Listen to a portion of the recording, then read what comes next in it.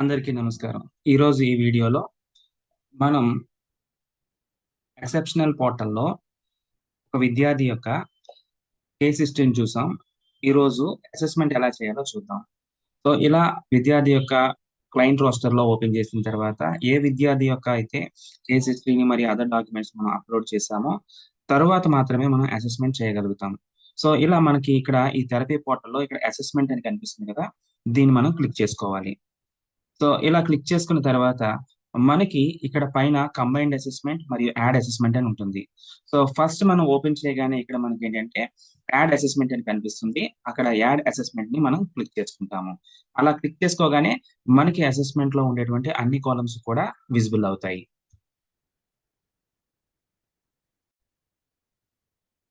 So, ఇలా మనం create assessment మనం ఓపెన్ చేసుకోగానే మనకి స్టూడెంట్ నేమ్‌తోని మనకి ఈ యొక్క అసెస్మెంట్ ఫార్మ్ అనేది ఓపెన్ అవుతుంది.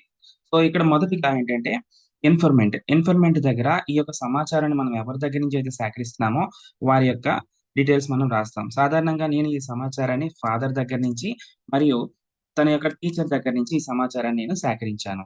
అయితే ఇక్కడ ఈ ఇన్ఫర్మెంట్ డీటెయిల్స్ మనం ఎంటర్ చేసిన తర్వాత చీఫ్ కంప్లెయింట్స్ గమనించండి. చీఫ్ కంప్లెయింట్స్‌గా మనం ఏం యాడ్ చేస్తామంటే క్రియేట్ కేస్ హిస్టరీలో మనకి ఏదైతే సమ్మరీ ఆఫ్ ద కంప్లెయింట్ అని వచ్చిందో, ఆ యొక్క సమ్మరీ ఆఫ్ ద కంప్లెయింట్స్ లేదా సమ్మరీ ఆఫ్ ద కేస్ హిస్టరీని మనం తీసుకొచ్చి ఇక్కడ చీఫ్ కంప్లెయింట్స్‌గా పెడతాము. గతంలో మనం ఈ విద్యార్థిదే చేసినటువంటి ఆ యొక్క కేస్ స్టడీలో మనము కన్క్లూడ్ చేసినటువంటి ఆ యొక్క సమ్మరీ ఆఫ్ ద కేస్ వచ్చేసరికి mild intellectual disability. So, which was assessmented by the NIMHANS. ఎందుకంటే ఇది ఆల్రెడీ మెయిన్ స్ట్రీమ్ అయిన విద్యార్థి కాబట్టి, మెయిన్ స్ట్రీమ్ అయిన విద్యార్థికి సంబంధించినటువంటి ఆ యొక్క ప్రీవియస్ అసెస్మెంట్‌ని మనం తీసుకుంటున్నాము. తర్వాత తినికి ఉన్నటువంటి అసోసియేటెడ్ ప్రాబ్లమ్ ఎస్ఎల్‌డిని మనం తీసుకుంటాము. తర్వాత ప్రీ లింగ్విస్టిక్ స్కిల్స్. సో, ఈయన రెస్పాండ్ అవుతున్నాడు, టర్న్ టేకింగ్ తీసుకుంటున్నాడు, ఇమిటేషన్ ఉంది, నెక్స్ట్ ఐ కాంటాక్ట్ ఉంది, ఫేషియల్ ఎక్స్‌ప్రెషన్స్ ఉన్నాయి. తర్వాత బేసిక్ లెర్నింగ్ స్కిల్స్‌లో సిట్టింగ్ ఉంది, కమ్యూనికేషన్ ఉంది, ఇంకా ట్రైపాడ్ గ్రాస్ప్ అనేది సమ్‌వాట్ బెటర్‌గా మనకు కనిపిస్తుంది కాబట్టి, ఈ యొక్క బేసిక్ లెర్నింగ్ స్కిల్స్ అన్నిటిని కూడా మనం యాడ్ చేసుకుంటాం. తర్వాత ఫంక్షనల్ అకాడమిక్ స్కిల్స్‌కొద్దామండి. సో, ఇక్కడ ఈ ఫంక్షనల్ అకాడమిక్ స్కిల్స్‌లో మనం మొట్టమొదటిగా చూసుకున్నట్లయితే పెన్సిల్ గ్రాస్ప్. సో, ఆల్రెడీ ఇతను మెయిన్ స్ట్రీమ్ అయిన విద్యార్థి కాబట్టి తనకి పెన్సిల్ గ్రాస్ప్‌లో కొంత అవగాహన ఉంది. సో, ఇంకా నేను ఇక్కడ ఏం రాసుకుంటున్నానంటే ఎస్ అని సెలెక్ట్ చేసిన తర్వాత ఇక్కడ రిమార్క్స్‌లో he needs some adaptation like grips. So, తనకి గ్రిప్స్ కూడా అవసరమని చెప్పి నేను పెట్టుకున్నానండి. తర్వాత posture during writing or colouring. So, ఇక్కడ మనం రాసుకుంటున్న రిమార్క్స్ ఏంటంటే, సో, ఈ విద్యార్థికి సంబంధించి good stable without slouching or excessive movement అండి. తర్వాత recognising colour. So, already mainstream అయిన విద్యార్థిది కాబట్టే మనం ఇక్కడ ప్రతీదీ కూడా ఎస్ అని మనం సెలెక్ట్ చేసుకుంటున్నాము. సో, అదే మనకి కొత్తగా మన యొక్క సెంటర్‌కొచ్చిన ఒక ఐడీ చిల్డ్రన్‌కైతే మనం ఏంటంటే ఇక్కడ ఎస్ అని ఏమీ పెట్టలేమండి. ఎందుకంటే మాక్సిమం తనకి ఎలాంటి అడాప్టేషన్స్ మనం నేర్పించకపోవచ్చు, ఇంటర్వెన్షన్స్ ఇవ్వకపోవడం వలన మనం అక్కడ ఈ ఎస్ అనే కాలమ్‌ని మనం ఫిల్ చేయలేము. దయచేసి ఇది ఎవరైతే చూస్తున్నారో సో, ఐఈఆర్‌టీ టీచర్స్ ఈ యొక్క విషయాన్ని మీరు గమనించుకోండి. ఇక్కడ మీరు ఎస్ అని పెట్టడానికి కుదరదు. So, recognizing colour. సో, ఇక్కడ రికగ్నైజింగ్ కలర్ వచ్చేసరికి ఏంటంటే చైల్డ్ ఆహ్, పాయింట్స్ నేమ్స్ కరెక్ట్‌లీ ఇంకా తనకు తెలిసినటువంటి నార్మల్‌గా అంటే ఆ బేసిక్ కలర్స్‌ని తను ఐడెంటిఫై చేయగలుగుతూ ఉన్నాడు. సో, ఎలా ఐడెంటిఫై చేస్తున్నాడంటే so, 80% in trials of 10 chances. తర్వాత సైజ్ కూడా ఎస్ అండి. సో, ఇక్కడ child identifies all the size యాక్యురేట్‌గా తను ఐడెంటిఫై చేయగలుగుతున్నాడు. తర్వాత ఏంటంటే shape. Child can able to match 4 basic shapes.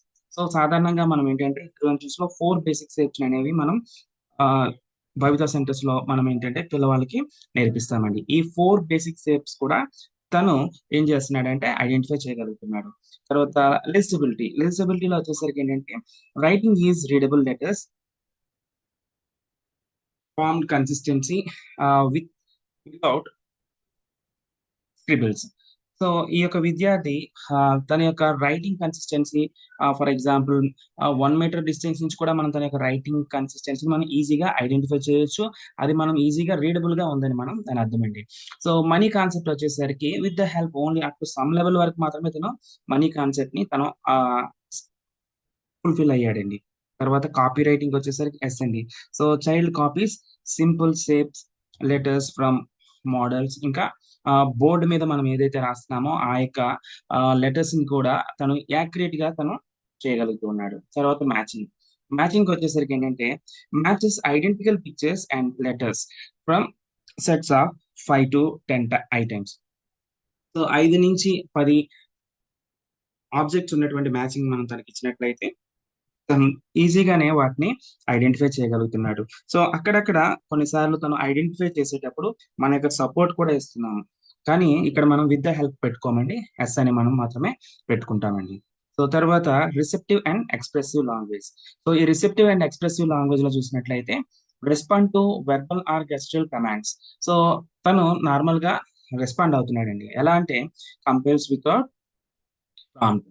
Okay, ఎలాంటి ప్రాంప్ట్ ఇవ్వకుండానే తను ఈజీగా రెస్పాండ్ అవుతున్నాడు. Next points to familiar objects. Yes, ఇది కూడా ఎస్ అండి. Child can points some familiar items which are daily use used in his routine works అండి. So తన రొటీన్ వర్క్స్ లో ఏమేమైతే ఆబ్జెక్ట్స్ యూజ్ చేస్తున్నాడో, నెక్స్ట్ ఇంకా తన యొక్క నిత్య జీవితంలో ఏ ఆబ్జెక్ట్స్ తో తను ఎక్కువగా కూడా ఇంటరాక్ట్ అవుతున్నాడో, తన లైఫ్ లో అవి కూడా కొన్ని పార్ట్ అవుతున్నాయో వాటిని తను ఈజీగా ఐడెంటిఫై చేయగలుగుతున్నాడు. తర్వాత arrange picture after listening to A story. ఇది చాలా చాలా ఇంపార్టెంట్ అండి. సో నార్మల్ గా మెయిన్ స్ట్రీమ్ అయినటువంటి ఐడి విద్యార్థులు దీంట్లో 100% యాక్యురేట్ గా ఉండరండి. సో కాబట్టి ఇక్కడ నేను విత్ ద హెల్ప్ తీసుకున్నానండి. He can able to sequence the story by providing what we call, మనం తనకి కొన్ని ఆబ్జెక్ట్స్ ఇచ్చినప్పుడు కానీ, లేకపోతే ఫర్ ఎగ్జాంపుల్ తనకి నేను ఒక స్టోరీని నెరేట్ చేస్తున్నాను, సింపుల్ అంటే ఈజీగా 3 స్టెప్ స్టోరీ నేను తనకి నెరేట్ చేస్తూ అక్కడ ఉన్నటువంటి ఆబ్జెక్ట్స్ చూపించేటప్పుడు మరలా వాటిని నేను స్క్రంబుల్ చేయగానే ఈచ్ ఆబ్జెక్ట్ ని తను యాజ్ పర్ స్టోరీ ప్రకారము తను అసైన్ చేయగలుగుతూ ఉన్నాడు. సో ఈ పాయింట్ అనేది చాలా చాలా అవసరం అండి. ఎందుకంటే ఫర్దర్ గా మనము ఐఈపీ లో గోల్ సెట్ చేసుకునేటప్పుడు ఇక్కడ ఈ యొక్క arrange picture after listening to A story అనేది ఈ రోల్ అనేది ప్లే చేస్తుందండి. మనం అక్కడ వేటినైతే మనము యాక్టివిటీస్ లో ప్లాన్ చేసుకుంటున్నామో, ఎలాంటి అడాప్టివ్ కరికులం స్టూడెంట్ కి మనం ఇంట్రడ్యూస్ చేద్దాం అనుకుంటున్నామో, సో ఈ పాయింట్ ని మనం బేస్ చేసుకొని అక్కడ చేస్తాము. కాబట్టి సో ప్రతి ఒక్కరు కూడా ఈ యొక్క arrange picture after listening to A story ఇది అనేది in the case of ID కావచ్చు, ఎస్ఎల్డి కావచ్చు, సిపి కావచ్చు. సో ఈ కేటగిరీస్ చెందినటువంటి ప్రతి విద్యార్థికి కూడా ఈ యొక్క స్కిల్ అనేది చాలా చాలా అవసరం. కాబట్టి మనం అసెస్మెంట్ చేసుకునేటప్పుడు స్టూడెంట్ ఈ యొక్క arrange picture after listening to A story అనే ఈ యొక్క పాయింట్ లో తన ఎబిలిటీని బట్టే బేస్ చేసుకొని మనం గోల్ సెట్ చేసుకుంటాం. తర్వాత యాక్టివిటీస్ ఆఫ్ డైలీ లివింగ్ అండి. సో ఈ యొక్క యాక్టివిటీస్ ఆఫ్ డైలీ లివింగ్ లో so discriminate eatable from non eatable. Yes, child అనేది చాలా ఈజీగా ఈటబుల్ ఫుడ్ ఐటమ్స్ ని, నాన్ ఈటబుల్ ఫుడ్ ఐటమ్స్ ని తను డిస్క్రిమినేట్ చేస్తున్నాడు. ఇక్కడ నేను తనకి ఏం చేస్తున్నానంటే ఒక ఆర్టిఫిషియల్ ఆబ్జెక్ట్స్ ని ఇచ్చాను. ఫర్ ఎగ్జాంపుల్ ఒక బనానా కావచ్చు, లేకపోతే ఒక యాపిల్ కావచ్చు. ఆర్టిఫిషియల్ ఇవ్వగానే తను ఈజీగా ఫైండ్ అవుట్ చేస్తున్నాడు ఇది నేను తినకూడదు అని. సో దాంతో పాటుగా రియల్ ఆబ్జెక్ట్స్ ని కూడా మనం అక్కడ పెట్టేటప్పుడు ఏవి తినొచ్చు ఏవి తినకూడదో తను డిస్క్రిమినేట్ చేయగలిగాడు. తర్వాత swallow liquid or semi solid foods. So yes అండి, దీంట్లో కూడా తన యొక్క ఈటింగ్ స్కిల్స్ లో ఇది ఎస్ అండి. ఎందుకంటే he can choose and swallows normally. Next eating with hand. So ఇది కూడా ఏంటంటే నేను ఇక్కడ ఎస్ తీసుకున్నానండి. Eats independently without excessive spoilage. So ఇది చాలా చాలా ఇంపార్టెంట్ అండి. ఒక మెయిన్ స్ట్రీమ్ అయినటువంటి ఐడి విద్యార్థి సో నలుగురితో కలిసి భోజనం చేసేటప్పుడు తను ఫుడ్ స్పాయిలేజ్ చేయకుండా చూడగలగాలి. సో ఇన్ కేస్ మనం ఈ యొక్క స్కిల్ లో నో పెట్టామనుకోండి, సో మనం ఇక్కడ ఏంటంటే ఖచ్చితంగా కేర్ టేకర్ సపోర్ట్ తో పిల్లవాడికి ఫుడ్ ని మనం సప్లై చేయించగలగాలి. తర్వాత టాయిలెటింగ్. సో ఇవన్నీ కూడా జనరల్ గా మనం టాయిలెటింగ్ కావచ్చు, బ్రషింగ్ కావచ్చు, బాతింగ్ కావచ్చు, డ్రెస్సింగ్, గ్రూమింగ్, వీటిని మనం జనరల్ గా మనం అబ్జర్వేషన్స్ లోనే మనం రాసుకుంటామండి. సో తర్వాత coming to the math skills. So math skills అనేవి ఇక్కడ చాలా చాలా ఇంపార్టెంట్ అండి. So knows tens and ones concept. Yes, ఈ student tens and ones concept ని తను ఈజీగా ఐడెంటిఫై చేయగలుగుతున్నాడు. అంటే means he can able to identify 3 ones or count singly. తర్వాత next recognise return numbers from 1 to 10. So child can eligibility without racing. So without racing తను ఈజీగా తను ఈ యొక్క 1 to 10 నెంబర్స్ తను ఐడెంటిఫై చేయగలుగుతున్నాడు. Identifying the math symbols. Yes, some fundamental math symbols, plus, minus, divided by, okay, so multiplication, వీటిని తను identify చేయగలుగుతున్నాడు. సో నెక్స్ట్ ఏంటంటే discrimination between more or less, long or short. So ఇవన్నీ కూడా మనం normal గా తనకి మనం చిన్న చిన్న యాక్టివిటీస్ కండక్ట్ చేస్తూ, సో అక్కడ వచ్చినటువంటి రిపోర్ట్ ప్రకారం మనం ఇక్కడ రాసుకుంటామండి. అయితే నేను నాకున్నటువంటి ఈ యొక్క స్టూడెంట్ ని నేను ఐడెంటిఫై చేసుకున్న ఏంటంటే, సో ఇక్కడ చూడండి, ఐడెంటిఫై కరెన్సీ నోట్స్. ఈ can able to distinguish between the 10 rupees, 20 rupees, 50 rupees, and up to 100 rupees only he can able to distinguish the value of the currency. తర్వాత ఇక్కడ నేను తనకి ఏంటంటే ఒక ఎడిషనల్ నోట్స్ పెట్టుకున్నానండి.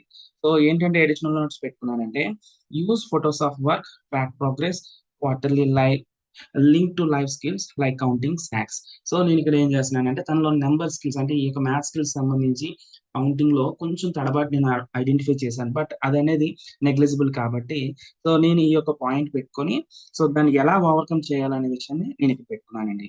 తర్వాత మనం నార్మల్ గా social and emotional skills. So ఇది మనం డైలీ అబ్జర్వేషన్ లో మనం రాసుకుంటామండి. సో ఇక్కడ ఎమోషనల్ రెస్పాన్సివ్నెస్ లో చూసుకున్నట్లయితే, lacks fear to danger. So ఇంకా తనకి ఈ యొక్క బిహేవియరల్ చేంజ్ అవసరం ఉంది. తర్వాత excited or agitated for no apparent reason. So ఇది కూడా తనలో నేను ఐడెంటిఫై చేశాను. సో కాబట్టి దీనికి నేను ఏం చేస్తున్నానంటే, దానికి సంబంధించినటువంటి పాయింట్స్ నేను మైండ్ లో పెట్టుకొని, సో అప్కమింగ్ మేనేజ్మెంట్ లో నేను దీన్ని ఫోకస్ చేయబోతున్నాను. తర్వాత బిహేవియర్ హిస్టరీ, ఇది చాలా చాలా ఇంపార్టెంట్ అండి. ఈ బిహేవియర్ హిస్టరీలో ఇక్కడ పెట్టినటువంటి ఈ యొక్క ఫస్ట్ పాయింట్ ఏంటంటే, ఇది నేను ప్రీవియస్ స్కూల్ టీచర్ దగ్గర నుంచి తీసుకున్నాను, అనగా బవితా సెంటర్ నుంచి తీసుకున్నాను. సో ఏంటంటే నార్మల్ గా frequent tantrum, so crying, hitting self. Next, during transition in special school, antecedent unstructured time reduced with visual timers. This is pre-mainstream behavior of the child. ఇది pre-behavior pre main streaming behaviour of the child అండి, ఇది నేను తీసుకున్నది. So తర్వాత రెండో point గా నేను ఏం తీసుకున్నానంటే, సో ఇక్కడ నార్మల్ గా, సో నా దగ్గరికి వచ్చిన తర్వాత ఈ స్టూడెంట్ లో నేను ఐడెంటిఫై చేసిన ఏంటంటే, so during the post mainstream period ఈ refuses group work. So initial days లో నాకు ఫస్ట్ 1 month లో చాలా ప్రాబ్లం ఎదురైంది. సో గ్రూప్ వర్క్ ఏదైనా కండక్ట్ చేస్తే దాన్ని ఈజీగా తను రిఫ్యూజ్ చేసేవాడండి, ఎక్కువగా కలిసేవాడు కాదు.